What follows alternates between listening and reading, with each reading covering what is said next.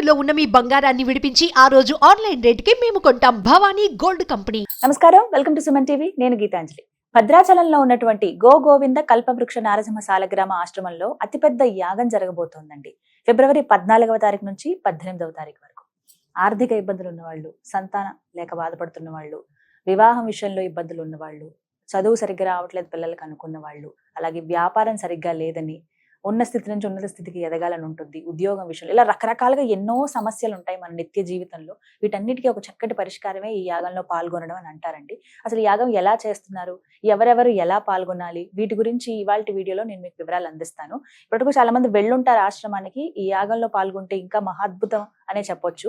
ప్రత్యేకించి వీటికి కొన్ని తేదీలు ఉన్నాయి, ఏ రోజున ఎవరెవరు పాల్గొనవచ్చు, ఎలా రావాలి, ఎలా వెళ్ళాలి, ఇవన్నీ కూడా మనం మాట్లాడదాం. వివరించేందుకు ప్రస్తుతం మనతో పాటు ఉన్నారు నృసింహ ఉపాసకులు, ఆశ్రమ నిర్వాహకులు డాక్టర్ కృష్ణ చైతన్య స్వామి గురువు గారు. వారితో మాట్లాడదాం. గురుగారు నమస్కారం అండి. నమస్కారం అమ్మా. అతిపెద్ద యాగం ఇప్పటి వరకు భారతదేశ వ్యాప్తంగా ఎక్కడా చూడలేదేమో కదండి, ఇంత గొప్పగా చేస్తున్నారు. ముందు యాగం వివరాలు క్లుప్తంగా 2 విషయాలు తెలియచేయండి, తర్వాత ఇంకా చాలా ప్రశ్నలు అడగాలని. తప్పకుండా అమ్మా. అంటే నృసింహ యాగం అనేటువంటిది సాధారణంగా వివిధ ప్రాంతాల్లో వివిధ క్షేత్రాల్లో 108 సార్లు నృసింహ మహామంత్రంతో హోమం చేసేటువంటి వాళ్ళ సంఖ్య ఉండొచ్చు. అది 1008 ఉండొచ్చు, అలా అక్కడ దాకానే ఉంటుంది. మనం ప్రతి సంవత్సరం ఈ యొక్క హోమాన్ని 1,00,000 సార్లు చేస్తుండే వాళ్ళం ఇప్పటిదాకా. ఈ సంవత్సరమే మన గ్రహ ప్రభావాలు ఏవైతే ఉన్నాయో 9 గ్రహాలు మనకు ఉన్నాయి కదా, అలాంటి గ్రహ ప్రభావాలు అనేటువంటి ఎవరికైతే ఉన్నాయో ఈ గ్రహ ప్రభావాలన్నీ కూడా పటాపంచలైపోవాలి. అంటే 9 అనేటువంటి సంఖ్య చాలా విశేషమైనటువంటి సంఖ్య. ఫస్ట్ నవనారసింహ క్షేత్రం, అహోబిల క్షేత్రం గురించి 9 గ్రహాలకు అక్కడ భగవంతుడు అధిపతిగా ఉంటాడు. వీటన్నిటిని కూడా మనం చూసుకొని 9 లక్షల సార్లు నృసింహ మహామంత్రంతో హోమం చేయాలి అని సంకల్పం చేసాం. అంటే 9 లక్షల సార్లు అంటే నృసింహ మహామంత్రం అనేటువంటిది ఆ ప్రాంతంలో ఎంత అద్భుతమైనటువంటి శక్తిని కలిగిస్తుందో మనం సాధారణంగా మన ఊహకు కూడా అందనిదమ్మా. ఒక గోశాలలోనే మనం చాలా విశేషమైనటువంటి పాజిటివ్ ఎనర్జీ ఉంటుంది. కల్పవృక్షం స్వామి వారి యొక్క ఆశ్రమంలో మనం అడుగు పెడితేనే భగవత్ స్పర్శ కలుగుతుంది. అలాంటి స్వామి సన్నిధిలో 9 లక్షల సార్లు ఆ మంత్రాన్ని ఉచ్చరిస్తూ 9 లక్షల గోమయ పిడకల్ని మనం అక్కడ సమర్పిస్తుంటే భగవంతుడే యజ్ఞం. అక్కడ యజ్ఞం వేసేటువంటి పదార్థాలన్నీ కూడా స్వామి, ఆ యజ్ఞ కర్త స్వామి, యజ్ఞాన్ని స్వీకరించేటువంటి వాడు స్వామి. అలాంటి స్వామిని మనం అంత అద్భుతంగా ఆశ్రయించి అర్థిస్తుంటే ఆయన ఇచ్చేటువంటి ఫలితం ఎంత అద్భుతంగా ఉంటుందో మనం ఒకసారి, అంటే మన ఊహకు కూడా అందనేటువంటిది అమ్మా ఫలితం.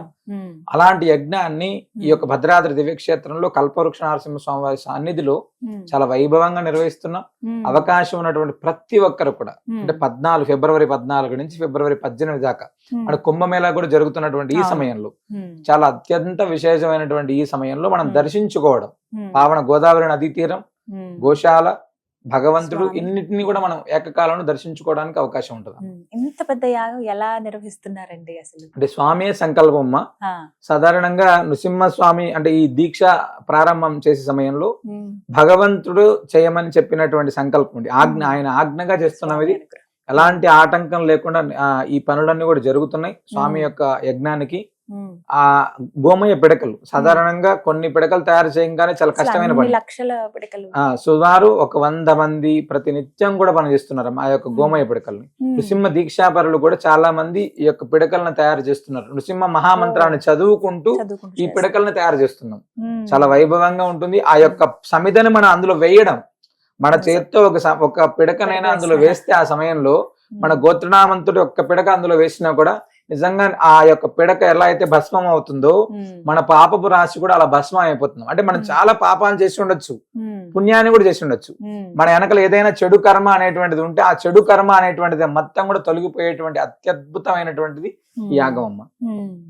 చాలా ఘనంగా జరగబోతోంది. చాలా వైభవంగా, చాలా వైభవంగా. ఇప్పుడు ఇందాక నేను ఒక మాట అన్నానండి ఇంట్రొడక్షన్ లో చెప్పేటప్పుడు, రకరకాల సమస్యలు ఉంటాయి అందరికి. అవునమ్మా. ఇప్పుడు ఈ 5 రోజులు అంటున్నారు కదా, 5 రోజులు కొంతమందికి కుదరదు పాల్గొనడానికి. మాకు పలానా వాళ్ళకి మాకు సంతానం లేక ఇబ్బంది పడుతున్నామండి, లేకపోతే ఉద్యోగం విషయంలో, ఇలా రకరకాలుగా ఒక్కొక్కరికి ఒక్కొక్క సమస్య ఉంటుంది కదా. అలాంటి వాళ్ళు ప్రత్యేకంగా ఈ తారీఖున వస్తే బాగుంటుంది, ఈ రోజున పాల్గొనండి అంటూ ఏమైనా ఉంటుందా? ఖచ్చితంగా అమ్మా. అంటే 14వ తారీఖు నుంచి 18వ తారీఖు దాకా ప్రతినిత్యం కూడా ఉద్యోగం కోసం కావచ్చు, సంతానం కోసం కావచ్చు, వీళ్ళు అనేటువంటి వాళ్ళు ఈ 5 రోజుల్లో ప్రతిరోజు కూడా పాల్గొనవచ్చు. ఫస్ట్ 5 రోజులు కూడా, రోజులో ఏదైనా ఏ రోజు పాల్గొన్నా కూడా సంతానం కోసం ప్రసాదం దొరుకుతుంది, ఉద్యోగం కోసం నృసింహ రక్ష అనేటువంటిది. సమయం ఏంటండి? ఉదయం 7 గంటల నుంచి రాత్రి దాకా యాగం వచ్చేసి మధ్యాహ్నం 12:30 1 గంటకు పూర్ణావతి అయిన తర్వాత సాయంత్రం మళ్ళీ స్వామివారికి విశేషమైనటువంటి పూజ అన్ని కూడా ఉన్నాయి. ఈ 5 రోజులు కూడా సంతానం కోసం వచ్చేటువంటి వాళ్ళు ఎప్పుడైనా రావచ్చు, ఉద్యోగం కోసం వచ్చేటువంటి వాళ్ళు ఎప్పుడైనా వచ్చి స్వామివారి దర్శనం చేసుకోవచ్చు. తర్వాత లక్ష్మీ స్థిర నివాసం, అంటే మన ఇంట్లో డబ్బు నిలబడట్లేదు, డబ్బుకు సంబంధించినటువంటి ఇబ్బంది ఉంది అనేటువంటి వాళ్ళు 14వ తారీఖుని, అంటే 1000 కమలాలతోటి శ్రీ సూక్తాన్ని 108 సార్లు శ్రీ సూక్తంతో ఆ రోజు అమ్మవారిని విశేషంగా అర్చిస్తున్నాం, హోమాన్ని చేస్తున్నాం. ఆనాడు ఆర్థిక స్థిరత్వం కోసం మేము వస్తాం అనుకునేటువంటి వాళ్ళు 14వ తారీఖు వస్తే చాలా విశేషం. శుక్రవారం ఆ రోజు. 15వ తారీఖు వచ్చేసి లక్ష్మీ నృసింహ హోమం, మహాసుదర్శన హోమం, ఈ రెండింటిని కూడా మనం చేస్తున్నాము. అంటే దృష్టి దోష నివారణ కావచ్చు, ఏదైనా మనకు పని అనుకున్నాం ఆ పని అవ్వట్లేదు, ఇంకా మళ్ళీ అన్ని ఆగిపోతున్నాయి అప్పటికప్పుడు, అది కోర్టు సమస్యలు కావచ్చు, ఏదైనా కావచ్చు, అవన్నీ ఆగిపోతున్నాయి అనుకుంటే మీరు 15వ తారీఖు శనివారం రోజు స్వామివారం దర్శించుకోవడం. అదే విధంగా 16వ తారీఖు అమ్మ మాఘ ఆదివారం, ఆ రోజు అరుణ హోమం చేస్తున్నాం, అరుణ పారాయణం చేస్తున్నాం. మాఘమాసం అంటే ఆరోగ్యం ఇబ్బంది ఉంది, ధన్వంతరి హోమం చేస్తున్నాం ఆ రోజు. అంటే చాలా మందికి కోటాను కోట్ల రూపాయల డబ్బులు ఉన్నప్పటికీ కూడా మనశ్శాంతి లేకపోవడం, ఆరోగ్యం అనేటువంటిది ప్రస్తుతం అనేటువంటిది చాలా ఖరీదైనటువంటిది ఆరోగ్యం, దాన్ని ఎంత జాగ్రత్తగా చూసుకుంటే అంత మంచిది. అలాంటి ఆరోగ్య ప్రాప్తి అనేటువంటిది కలగాలి అనేటువంటి దాంతో అరుణ హోమం, అరుణ పారాయణం, ఆదిత్య హృదయం పారాయణం, ఇవన్నీ కూడా మనం ఆదివారం రోజు చేస్తున్నాం. సోమవారం రోజు స్వామివారి కల్పవృక్ష నరసింహ స్వామివారికి సంబంధించిగా లక్ష్మీ నరసింహ స్వామివారి కళ్యాణం ఆ రోజు సాయంత్రం. వివాహం అవ్వలేదు, మాకు ఈ వివాహంలో బాగా ఇబ్బందులు ఉన్నాయి, ఆటంకాలు ఉన్నాయి, ఏదైనా మాకు చాలా ఇబ్బందికరమైనటువంటి పరిస్థితుల్లో వివాహం అనేటువంటిది ముందుకు సాగట్లేదు అని అనుకునేటువంటి వాళ్ళు ఎవరైనా కూడా స్వామివారి కళ్యాణాన్ని దర్శించుకొని స్వామివారి కళ్యాణ అక్షతల్ని జీలకర్ర బెల్లాన్ని అనేటువంటిది స్వీకరించడం అనేటువంటిది అత్యంత విశేషమైనటువంటిది, చాలా అద్భుతమైనటువంటిది అదమ్మ. తర్వాత లాస్ట్ చివరి రోజు సకల విజయ ప్రాప్తి కోసం, అంటే మనం ఏ పనిని చేయాలి అని నిశ్చయించుకున్నా కూడా విజయాన్ని చేకూర్చేటువంటి విధంగా అన్ని రకాలైనటువంటి హోమాన్ని ఉన్నాయి.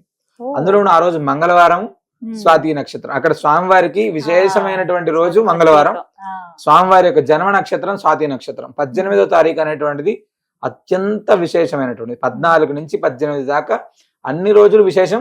18వ తారీఖు మహాపూర్ణావతి అనేటువంటిది ఉంటుంది. ఆ యొక్క కుంభాలను ఏవైతే మనం ఆవాహన చేస్తున్నామో ఆ యొక్క తీర్థాన్ని అందరికీ కూడా ప్రోక్షణ చేయడం, ఆ తీర్థాన్ని అందరికీ కూడా తీర్థం ఇవ్వడం కూడా మనం ఆ రోజు జరుగుతుందమ్మా. అంటే ఇంత విశేషమైనటువంటి ఈ యొక్క హోమాన్ని మనం సరే ఆ రోజు మనం వెళ్ళలేకపోయాం, ఏదైనా ఒక రోజు మన చేతితోటి ఒక 2 పిడకల ఆవులు ఆ యొక్క హోమంలో వేయాలి, లేదా అక్కడ మనం జరిగేటువంటి యాగంలో ఆవు నెయ్యిగా మనం సమర్పించుకోవడం, ఇలా ఏం చేసినా కూడా అంటే దర్శించుకోవడం, స్మరించుకోవడం, అక్కడ తీర్థాన్ని తీసుకోవడం, అక్కడ ప్రసాదాన్ని తీసుకోవడం అనేటువంటిది నిజంగా మన పూర్వజన్మ సుకృతం. ఇది మళ్ళీ మళ్ళీ మళ్ళీ మళ్ళీ తిరిగి వస్తుందో రాదో తెలియదు, భగవద్ అనుగ్రహం. మనం ఇంత గొప్పగా చేసుకున్నటువంటి అవకాశం ఉంది. అవకాశం ఉన్నటువంటి ప్రతి ఒక్కరు కూడా దర్శించుకొని ముడుపు కట్టుకోవడం అనేటువంటిది మహద్భాగ్యం. అప్పుడు ముడుపు కట్టుకునే అవకాశం ఉంటుంది, ఖచ్చితంగా ఉంటుంది, ఇబ్బంది లేదు. ఎంతమంది వచ్చినా కూడా ముడుపు కట్టుకోవడానికి ఎలాంటి ఇబ్బంది లేకుండా అది జరుగుతూనే ఉంటుంది, ఆ ప్రక్రియ అనేటువంటిది ఎప్పుడు జరుగుతుంది. మరి ఈ నెంబర్ కి కాల్ చేస్తే చాలా అండి, ఈ నెంబర్ కి కాల్ చేస్తే టోటల్ వివరాలన్నీ కూడా చెప్తారు, ఏ రోజు రావాలో వాళ్ళు చెప్పచ్చు. దర్శనం చేసుకోవడానికి వివరం మీకు ఉన్నటువంటి వెసులుబాటును చూసుకుని మీరు దర్శనం చేసుకోండి. అందులో మధ్యలో ఒక రోజు ఆదివారం వచ్చింది, శని ఆదివారం చాలా విశేషం, సెలవే వచ్చాయి. అవునమ్మా, అదొకటి కాస్త ప్లస్ అవుతుంది, రావడానికి కూడా అవకాశం ఉంది. అక్కడ ఒకవేళ ఉందాం 5 రోజులన్నా కూడా ఉండొచ్చు. రోజు వచ్చేటువంటి ప్రతి ఒక్కరు కూడా ఉదయం ప్రసాదం, మధ్యాహ్నం భోజనం, రాత్రి అల్పాహారం, ఇవన్నిటిని కూడా ఎన్ని వేల మంది వచ్చినా కూడా అందరికీ అందే విధంగా ఏర్పాటు చేస్తున్నాం. ఒకవేళ ఇప్పుడు మీరు అన్నారు ఇందాక పిడకలకి ఏమన్నా ఇవ్వచ్చు, నెయ్యికి, యజ్ఞంలో ఇంకా ఏమేమి ఉపయోగిస్తారండి, వేటికి మేము ఇవ్వచ్చు? అంటే యజ్ఞంలో ప్రధానమైనటువంటిది అక్కడ నవధాన్యాలు, యజ్ఞ ప్రసాదం, అంటే స్వామివారికి చక్కెర పొంగలి, లడ్డూలు, ఈ ప్రసాదాలన్నీ కూడా యజ్ఞంలో సమర్పిస్తుంటాం. ఆవు పిడకలు ప్రధానమైనటువంటిది, ఆవు నెయ్యమ్మ. ఈ రెండే అత్యంత విశేషం. అక్కడ సుమారు ఒక 1500 లీటర్ల ఆవు నెయ్యి అవుతుందమ్మ.